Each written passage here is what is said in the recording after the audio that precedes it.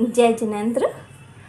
हम तत्वार सूत्र जी पढ़ रहे हैं जो आचार्य उमा स्वामी जी द्वारा विरचित है। पहले मंगलाचरण बोलेंगे। मोक्ष मार्गस्य नेतारम धित्तारम कर्म भूभृताम ज्ञातारम विश्व तत्वानां वंदे तद्गुण लब्धे। 5वां सूत्र चल रहा है जिसमें 4 निक्षेप का वर्णन है। उच्चारण करेंगे। नाम, स्थापना, द्रव्य, भाव, तन्यासः। नाम, स्थापना, द्रव्य, भाव, तन्यासः। नाम, स्थापना, द्रव्य और भाव से। तत्, यहाँ पे तन में से तत् वर्ड निकला। तत् उन जीवादि तत्वों का जिनका पहले हम वर्णन कर चुके हैं चौथे सूत्र में। न्यासः निक्षेप होता है यानी कि लोक व्यवहार होता है। नाम, स्थापना, द्रव्य और भाव से तत् उन जीवादि तत्वों का न्यासः निक्षेप होता है यानी कि लोक व्यवहार होता है। अब प्रश्न आता है कि निक्षेप क्या है? किसे कहते हैं निक्षेप? पदार्थ के निरीक्षण करने के उपाय को निक्षेप कहते हैं।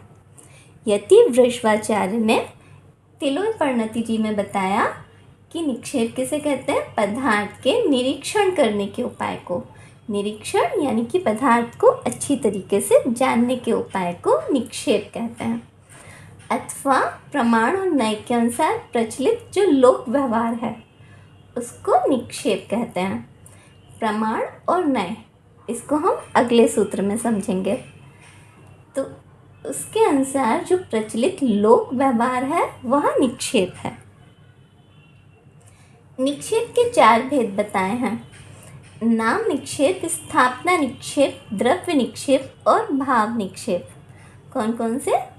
नाम निक्षेप, स्थापना निक्षेप, द्रव्य निक्षेप, भाव निक्षेप। नाम निक्षेप किसे कहते हैं?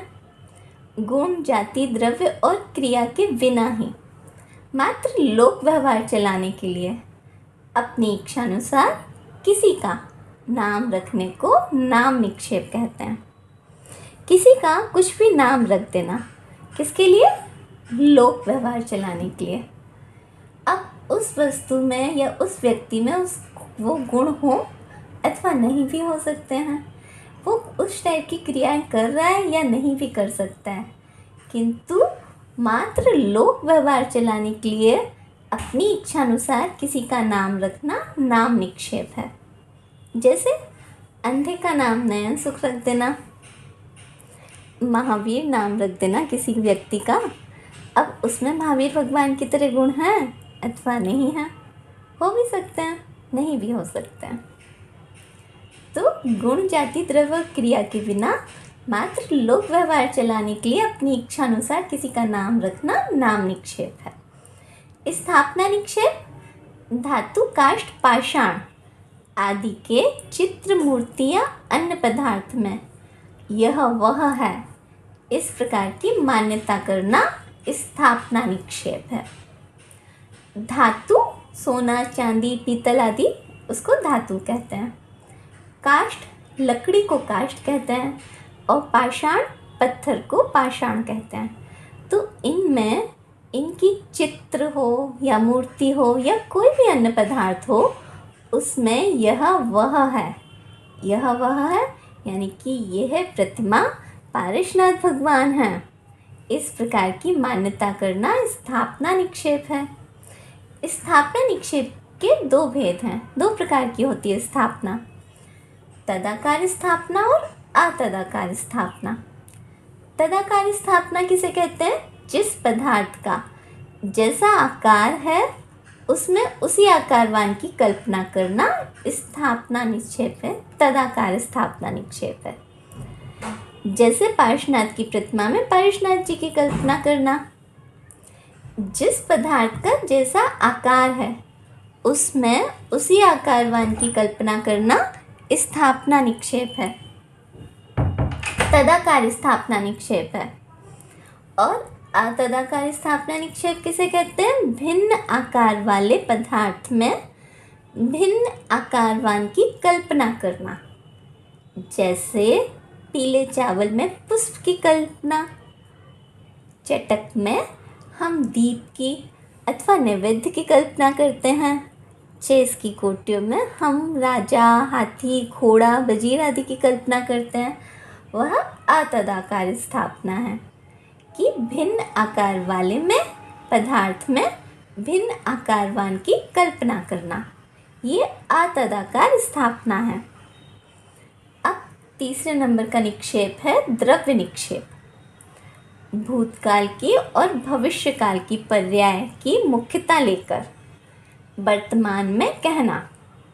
भूत और भविष्य पर्याय की मुख्यता लेकर वर्तमान में कहना, ये द्रव्य निक्षेप है। जैसे युवराज को राजा कहना, ये द्रव्य निक्षेप से कहते हैं हम। जैसे रिटायर्ड कोई शिक्षक है, उसको आज भी शिक्षक कहना, भूतकाल की पर्याय है, किंतु आज भी हम उसको शिक्षक कह रहे हैं, वह द्रव्य निक्षेप से कहते हैं। जैसे भगवान का मोक्ष कल्याणक मनाते हैं, तो वह क्या है? वह पर्याय तो भूतकाल में हुई थी, किंतु द्रव्य निक्षेप से आज हम कहते हैं कि आज भगवान का जन्म कल्याणक अथवा मोक्ष कल्याणक है। भाव निक्षेप किसे कहते हैं? केवल वर्तमान पर्याय की मुख्यता से कथन करना, मात्र वर्तमान पर्याय की मुख्यता से कथन करना, यानी जो पदार्थ जैसा है उसको उसी रूप में कहना भाव निक्षेप है। जैसे राजा को राजा कहना, शिक्षक को शिक्षक कहना, आदि आदि, ये भाव निक्षेप है। इस पाठशाला से संबंधित कुछ प्रश्न हमने डिस्क्रिप्शन में लिखे हैं, जिनका उत्तर आप कमेंट्स में लिखकर दे सकते हैं। जय जिनेंद्र।